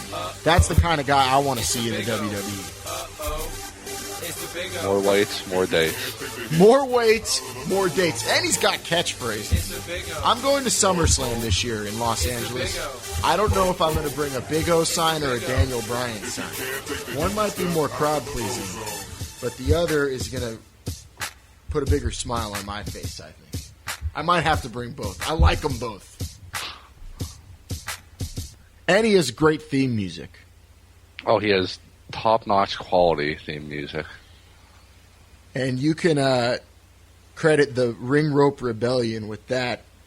They're a bunch of marks from Louisiana. They've made quite a few music videos for, I guess, wrestlers they like, and they're in touch with Zack. Zack Ryder uses their stuff on his show all the time.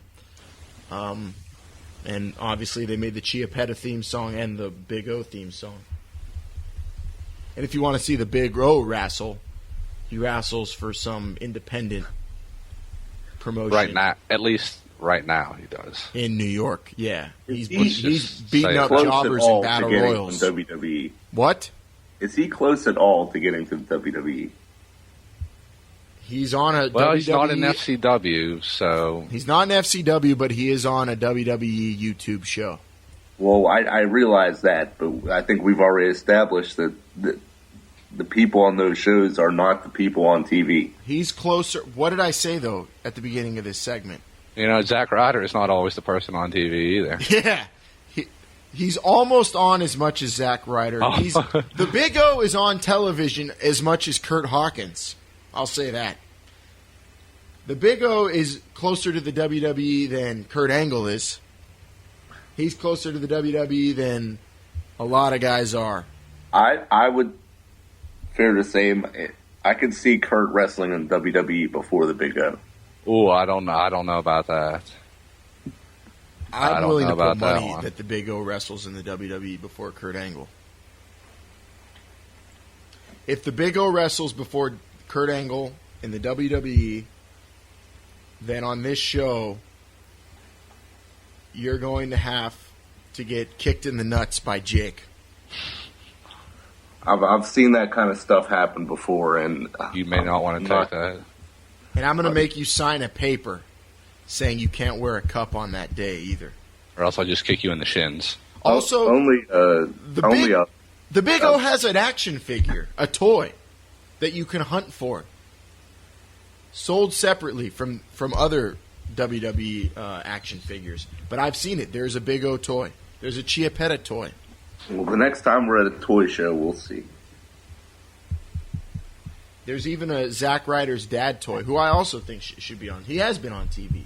The Big O has been on TV. Whenever Zack Ryder won the U.S. title, they showed him in the audience. Yeah. he was there. Yes. They're always there. Also, my favorite thing about WrestleMania weekend, this is true Long Island story related, not Big O related. He was in New York winning a battle royal that weekend. But Chiapetta went down to WrestleMania, as you saw on his show that week. And the funny thing is he got into the WrestleMania after party, which apparently was very exclusive because more than half the WWE writers were not invited to that party. But Chiapetta was there. So I like the Big O's chances, especially with Chiapetta as a manager. Maybe half of the writers weren't invited there just because of the first match of WrestleMania. I'm definitely thinking that that idea for the 18-second loss was not a writer idea and more of a Triple H, Vince McMahon, Michael Hayes idea. No, do not put Freebird's name anywhere around that. Hey, I know, I love He would not do that. I love him as much as anybody else, but when it comes to being a booker, he is a lot like those guys. Edge with a big shout out to the Freebird at the Hall of Fame. Exactly. He's the guy who put Edge over. I don't know if it's going to make the DVD or not, but big shout out. He's the guy who got Edge over as a Hall of Famer. Yeah. We could spend a whole show on just that. Officially let everyone know what a joke the Hall of Fame is when he became a Hall of Famer.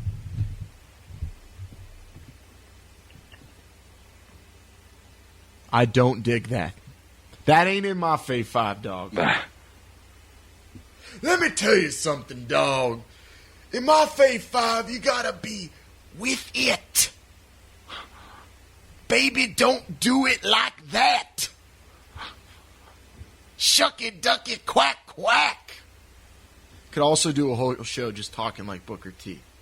Almost as fun as saying yes. We'll do one show where we're all in character. We get to pick everybody else's. I think that's what this show should do. If the ratings are really low, this being the first show, although everything is for the fans, it's not about getting good ratings. I would choose Vince to be Kane with the voice box if I had my choice. I'm just saying it now. I think Vince should talk like Festus. Jake, before or after the bell? Jake, you should be talking like Gold Dust the whole time. We've already spent a few hours talking like Brother Love. My home territory. The town that put the gold to gold dust. The gold in gold dust. I'll be talking like the Godfather all next show. It's time once again for everybody to come aboard the... Man, I know that I ain't the only one. I ain't the only one, but I ain't the only one stealing all this sound from Vince McMahon either. I got my own personal library. So if you want to ever see something, you don't need to go to Stamford, Connecticut, because we got a collection right here in parts unknown. In an undisclosed location. Now, when we return from this final break, we will go into a territory similar to what we're going to see next Sunday. It's kind of like Extreme Rules. In this next segment, it is official. Falls count anywhere. And you'll see what that's all about when we return on Brainbuster Radio here on ErrorFM.com. Hey bro, let me tell you about the newest, sickest delivery service. It's called Devin's Delivery Services, bro, and it's located in SoCal, bro. Whether you're Sicky Rad, Sicky Nar, or even an Armo, we'll deliver for you. We deliver everything. Furniture, crossbows, orphans, ATV, roofie, birds of prey, and much, much more. Call 818-644-9461 today, bro. Drink beers, drive fast, take chances with life. He's the baddest. He's the best.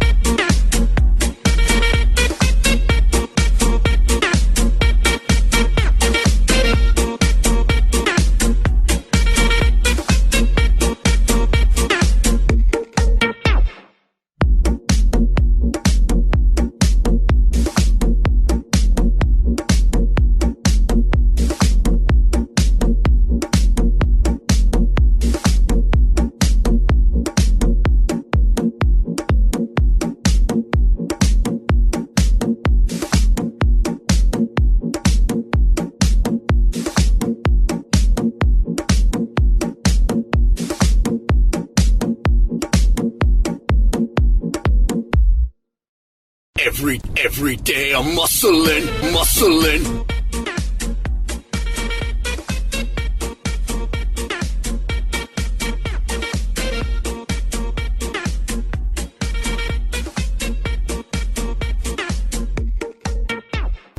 Every day I'm muscling. Muscling.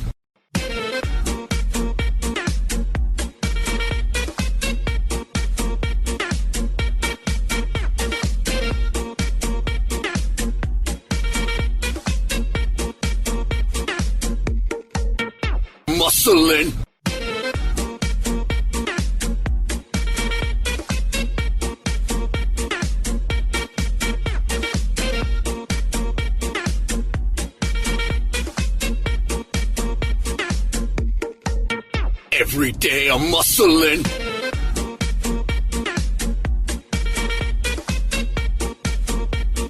Smart marks. What's a smart mark? A mark with a high IQ?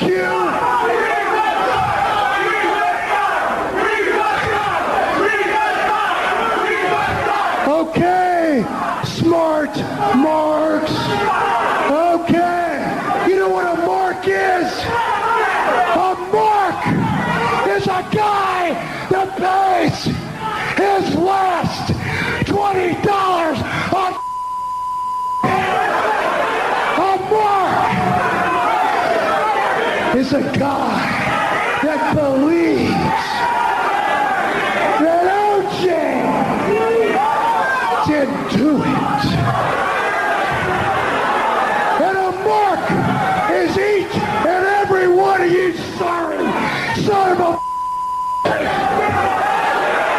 So you know what? I'm gonna do right here, right now. The only appropriate thing Brian Pillman should do. I'm gonna yank out Mike Johnson and piss in this hellhole. Ladies and gentlemen, welcome to WrestleMania! Your opening contest is scheduled for one fall, and it is for the World Heavyweight Championship!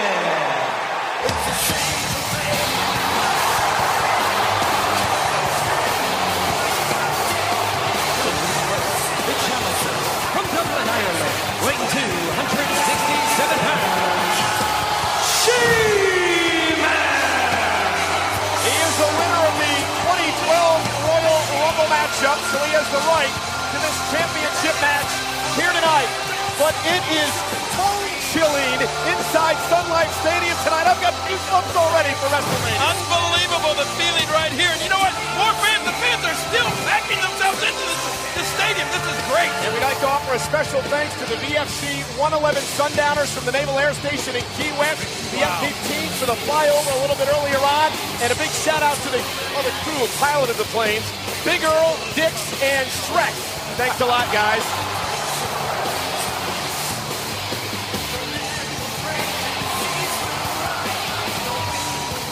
Does this tell you anything about how big WrestleMania is? World Heavyweight Championship match kicking off WrestleMania.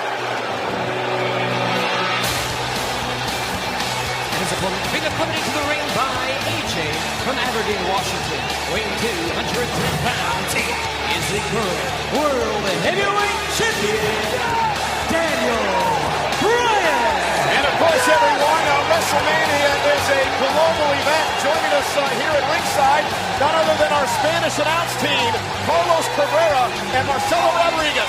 Y gracias Michael Cole y también el rey Jerry Lawler, Marcelo Rodríguez, Carlos Cabrera, sumamente emocionados. Ha llegado el momento de la verdad. Luego de una anticipación global y de tamaño colosal, podría suceder muchas cosas aquí. It is the debut at WrestleMania for Daniel Bryan, and he debuts as World Heavyweight Champion. Sheamus claims he's lucky. I think he's just good. Well, that's your opinion. And opinions are like noses. Everybody has one. I have a different opinion of Daniel Bryan. And that would be? Well, I'm not saying he's not good, but I think he's lucky, and I think he's, he's used that pretty young lady at ringside to his advantage as well as his so-called girlfriend. And look at all the yeses in the WWE Universe here at ringside. Well, that's what it's all about, that gold, the World Heavyweight Championship. And, of course, paying homage to the statement that Daniel Bryan makes it every time he wins a matchup.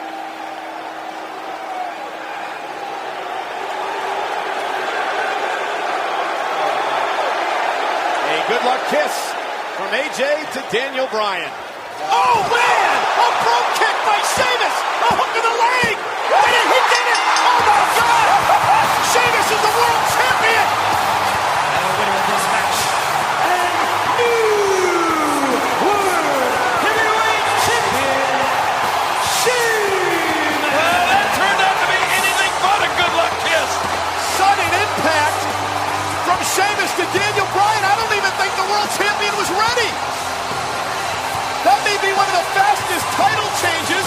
the history of WrestleMania.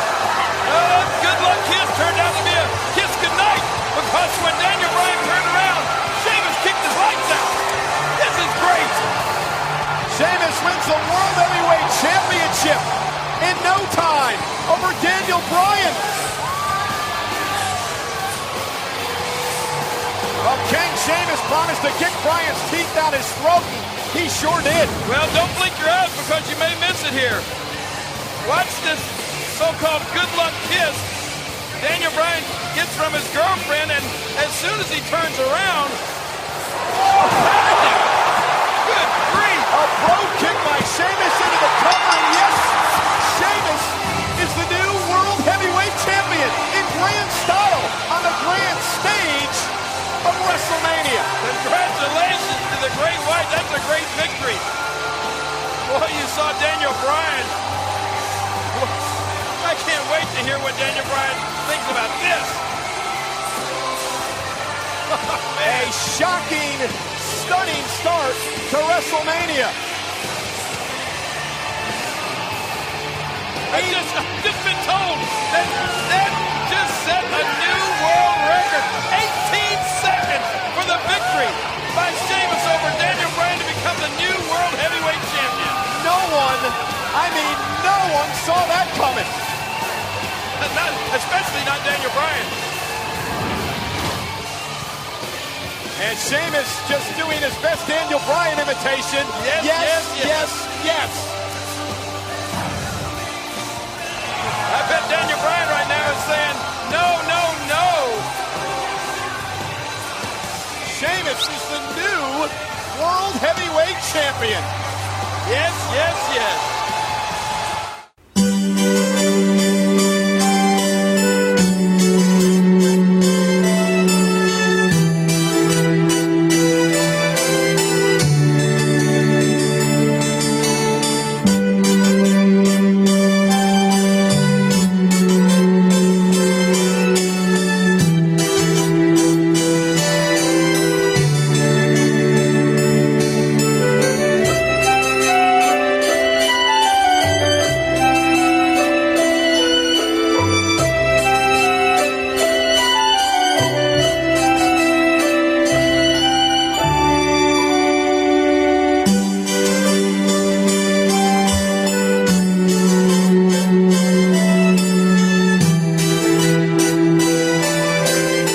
Talking hard times and clotheslines.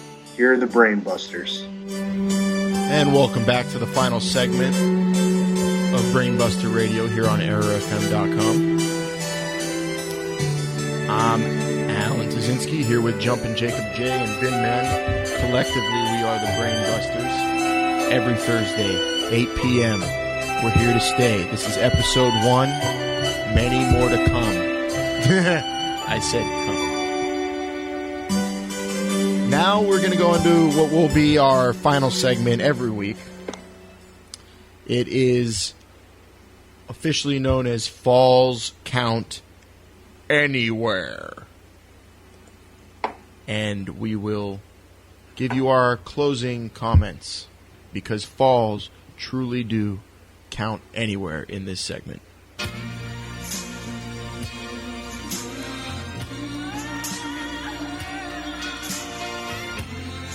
Now, if I could set the mood for Falls Count Anywhere, I'll start off.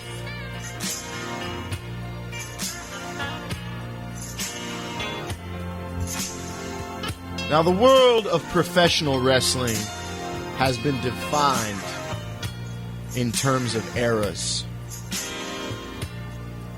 You have the Territory era. You have Hulkamania.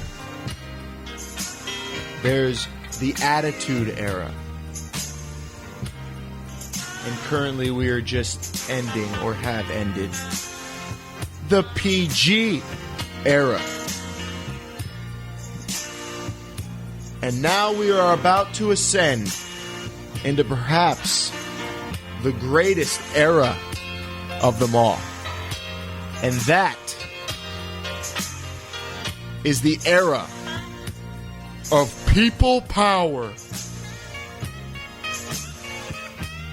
Brother Jacob, Brother Vincent, do you know what the definition of excitement is?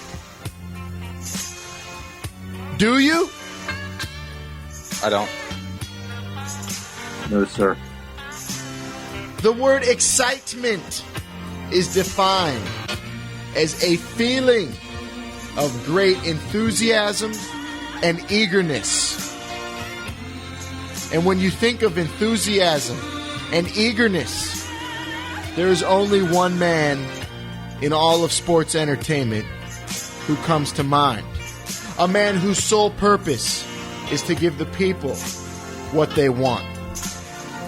And that man is, of course, the man who is leading us into this next great era of people power. That man is Executive Vice President of Talent Relations and permanent General Manager of both Raw and Friday Night SmackDown, Mr. John Laurinaitis. With this man in charge, I do not see anything but excitement and enthusiasm and eagerness in the universe of professional wrestling. With YouTubes, Twitters, not to mention Raw and SmackDown, the WWE universe, the professional wrestling universe, will be on the edge of their seats every single night now in the era of people power. There's almost no reason to watch any other programming anymore, with so much excitement being generated by this one man and this one company. At WrestleMania, it truly was the end of an era, but it was also the beginning of the most exciting era, the era of people power. Testify, Brother Jacob. I give you the evolution of WrestleMania. Over the past few years, we've seen a shift in the focus of WrestleMania. No longer are the world title matches top of the card or even what sells tickets, but rather the Undertaker's streak and other featured matches now take top billing. I'm not complaining or saying this is a bad thing, but it does go against the conventional and historic roots of the granddaddy of them all. In the past two Manias, The Rock was the feature, and we've seen that it's possible to book a match a full year in advance and still be successful and live up to the hype. The Undertaker's streak has taken on a life of its own and has arguably been bigger than any match in the past 5 years at WrestleMania. The argument can be made that when a second world title was introduced, they became less important. Although this is true in most senses, I don't believe it affects the lessening effect of WrestleMania as a whole. As we look forward towards next year, rumors are still swirling about Punk Austin, and if Rock is there, the title matches will be sandwiched between a women's match and a celebrity tag. Maybe this is just how things are going to be. Legends come back for one night only, and apparently, myself included, no one has a problem with it. Big Vin.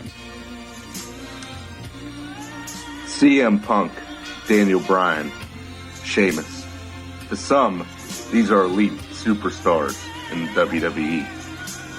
But to the lost generation of wrestling fans, these are guys who shouldn't even be sniffing the television or European titles.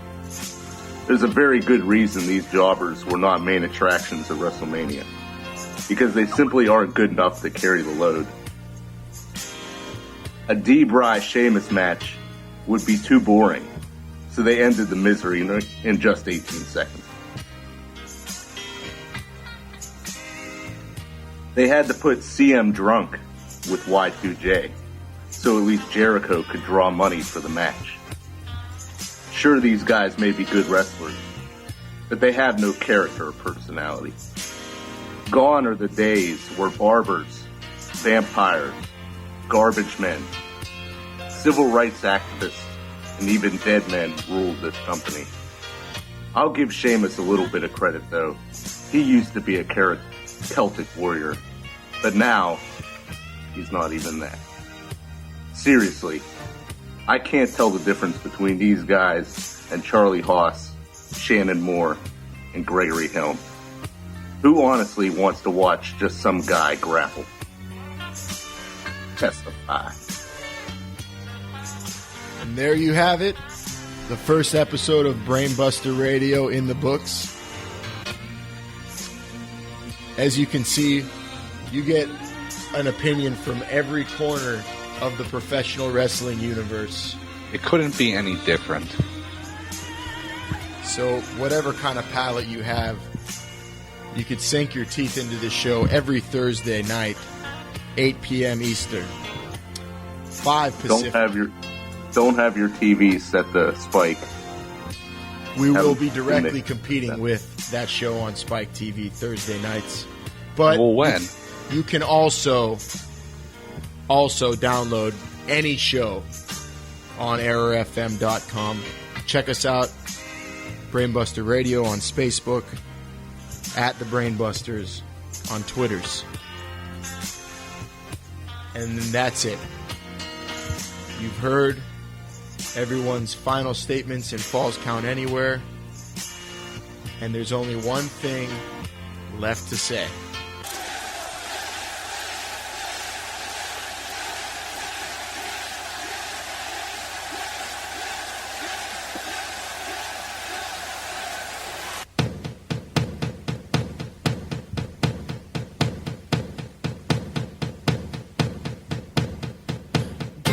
Second, I need to get my story straight. My friends are in the bathroom getting higher than the Empire State. My lover, she's waiting for me just across the bar. My seat's been taken by some sunglasses, asking about a scar. And I know I gave it to you months ago.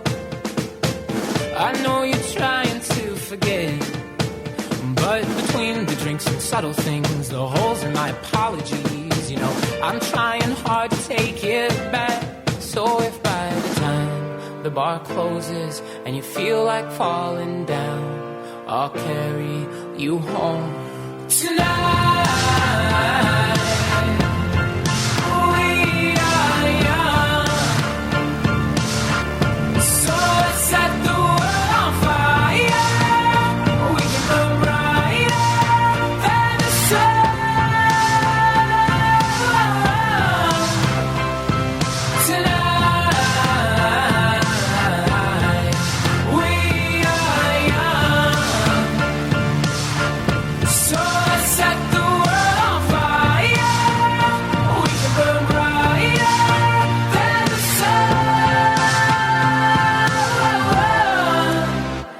Now I know that I'm not